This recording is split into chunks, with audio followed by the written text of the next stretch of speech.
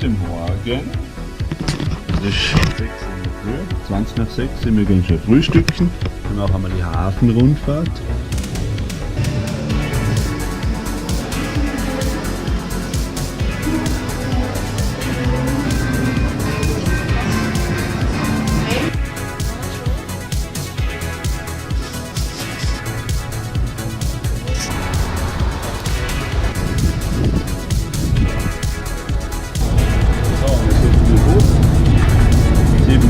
Pünktlich total. Jetzt fahren wir 29. Straße und treffen uns mit unserem Tourguide für die Bootsfahrt. Uah.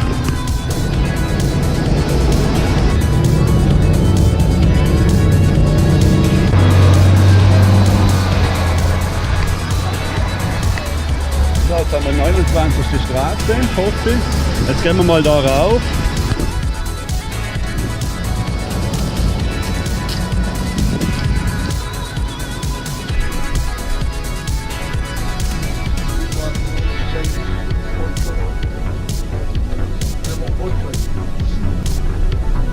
Diese Ecke, man hat hier die schönsten Hotels von den 60er und 70er Jahren von Miami.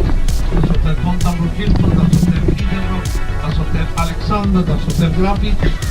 Das sind sehr schöne Hotels von den 60er und 70er Jahren.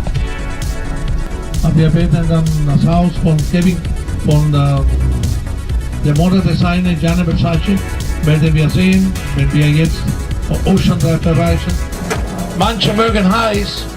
Das war Marilyn Monroe, Tony Curtis, Jack Lemmon. Das war in West Palm Beach. Miami in der Zeit in der West Palm Beach, das Zentrum war von den Wintervögeln. Miami war ein Dorf. Man hatte hier nur Alligatoren und Indianer. Dann das hier war ein Sumpfgebiet voll von Krokodilen, giftige Schlangen, Panthers und Mücken. 3000 Meilen. Und das wurde gebaut während der Zeit des Krieges, des Zweiten Weltkrieges, wegen der Problematik mit den deutschen U-Booten. Die Handelsschiffe konnten ohne Gefahr bis New Jersey kommen. Das Land von den Gebrüdern Lummus. Deswegen das heißt heute Lummuspark. Bei Nacht, das ist wohl hier. Alle, die hier Urlaub machen, die treffen sich hier. Schauen Sie die Preise. $5,50 für Frühstück. Oh ja, $5,50. Und Sie denken, das ist leer hier? Wenn man hier $5,50 für Frühstück verlangen würde, das wäre überfüllt. Man hätte eine Schlange. Alle würden sehr froh sein, dass sie hier frühstücken können. Nein, $5,50 ist vielleicht die Flasche Wasser. Man muss aufpassen. Hier haben wir das Haus von Gianni Versace, der Modedesigner. Das ist eine Ausnahme. Das Haus von Versace ist italienische Renaissance. Er wurde bei der Treppe ermordet. Heute das Haus gehört zu dem Hotel Victor. Der Besitzer von dem Victor Hotel hat 47 Millionen Dollar für das Haus bezahlt. Und eine Suite in diesem Haus kostet pro Nacht um die $4.000. Einige Gebäude wurden von oben bis unten renoviert, wie das hier links, Ritz Plaza.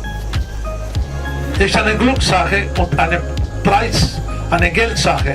In der Regel, draußen sind sehr schön, draußen hui, innen pfui. Dann, es passt nicht zu ihren Kriterien. In der Regel, der Amerikaner bezahlt 40% nur für den Namen. Aber in Wirklichkeit, es kann sein, dass sie sehr viel Geld bezahlen und sie übernachten in einer Barack. Das ist hier das Problem, das wir haben. Und da muss ich direkt reden, damit sie dann keine Probleme haben. Ein anderes Problem, das ist ja laut.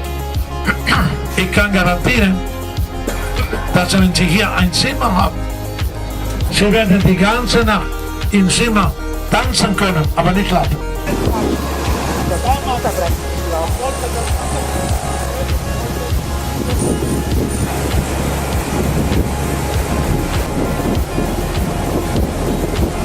Denkmalinselmonument Island. Wir kommen mit dem Boot unter diese Straße. Und das können Sie alles fotografieren. Wir haben rechts die Insel der Sterne, die teuerste und die einzige ohne eine Brücke ist links. Es ist eine sehr interessante Fahrt. Wir haben links der kommerzielle Hafen von Miami und dann kommt der Kreuzfahrthafen. Der Kreuzfahrthafen der USA. Es werden pro Jahr circa zwischen 3 und 4 Millionen Touristen transportiert. Wir haben Celebrity Cruises, Royal Caribbean. Miami entwickelt sich als die zweite New York. Es ist wirklich wegen der Klima, wegen der verschiedenen Menschen, die hier wohnen, das Essen, die Musik. Die Amerikaner lieben Miami. Und für die Stadtverwaltung, das ist ein Problem, weil die Stadtmiete sehr klein ist. Das ist die älteste Brücke zwischen Miami und Miami Beach, die venezianische Brücke.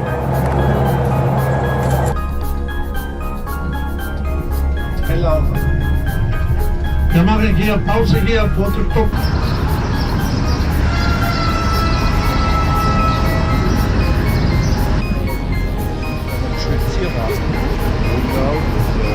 Schauen Sie rechts.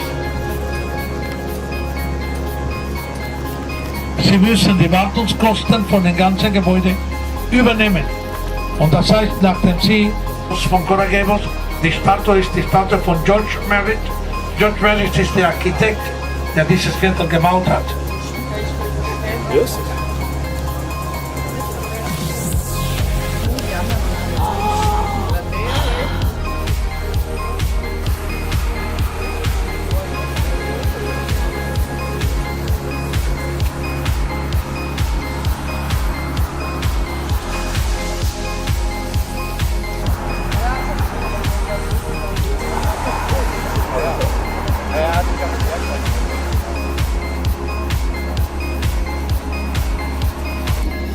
Das Pool wird jetzt gereinigt, aber wenn Sie sehen, hier wurden zum Beispiel Teile von den Tarzan-Filmen gedreht. Johnny Weissmuller. Sehr cool, eine gute für die Heile. Amen.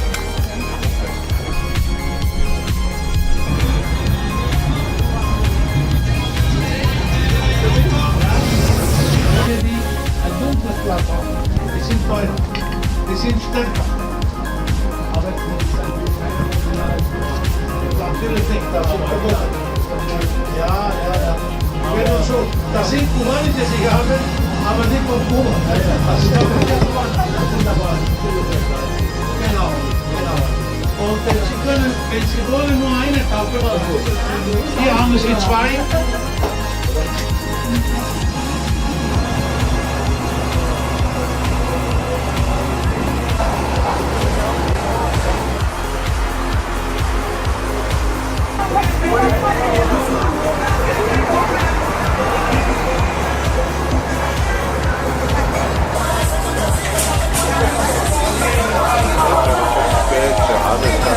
Geht schon.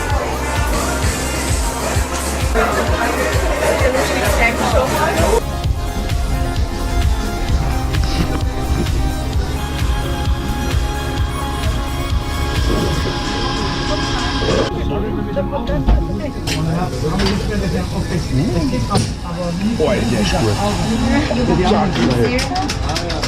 Wir haben eine sehr gute Augenblick. Bist du deppert? Ist eine ganz gute Ergänzung für die Stadtrundfahrt, die Bootsfahrt.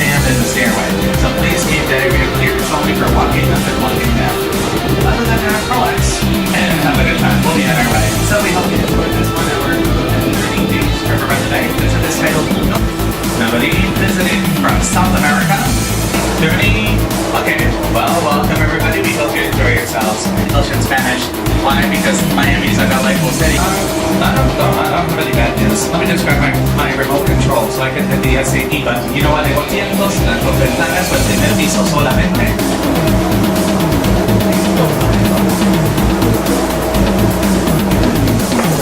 Por allá hay un edificio blanco pequeño, compañía de avionetas acuáticas. Y aquí el edificio multiplanes interactivas.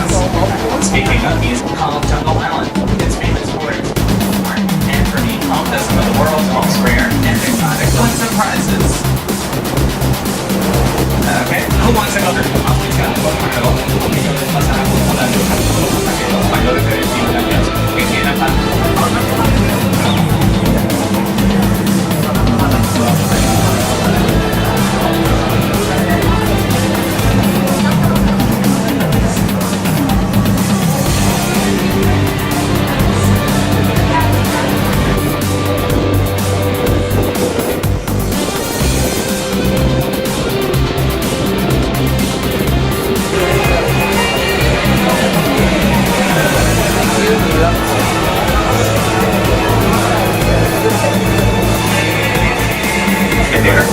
Fortunately, he asked her to send him a branch from an orange grove tree with orange blossoms to prove it. Una manera diferente.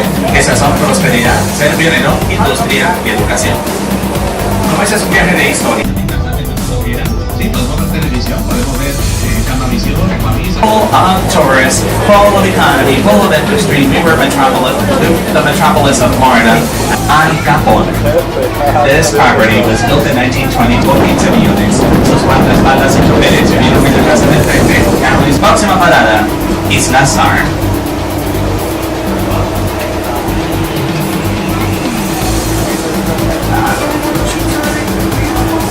1,000 mansions. Most of them are in the mainland, others on the islands, and some in the peninsula. Hablando de vida en París, la mansión roja le perteneció a Thomas Kramer, un arquitecto y empresario alemán de tendencias. Está a la venta por $40 millones. Pero la mansión, que es la más grande de la isla, fue construida en 4 años, terminada en el 2001, tiene 28,000 pies cuadrados y cuesta 58. And he's selling the mansion for $65 million. Esta mansión de los años 20 luce moderna, entonces ha tenido unos cuantos retoques desde en los años 70 como Balanza Plana. Ahora le pertenece a Mark Michael. Él está vendiendo la mansión por 65. Tom Michael Glazer le pertenece a Wendy y Wayne Holland, son inversionistas. Walter DeGarmo back in the 20s and 30s.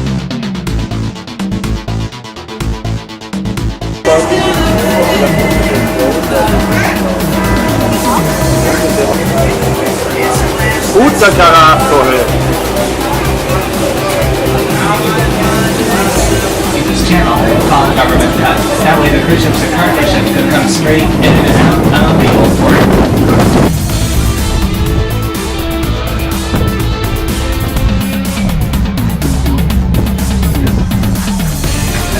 Thank you very much.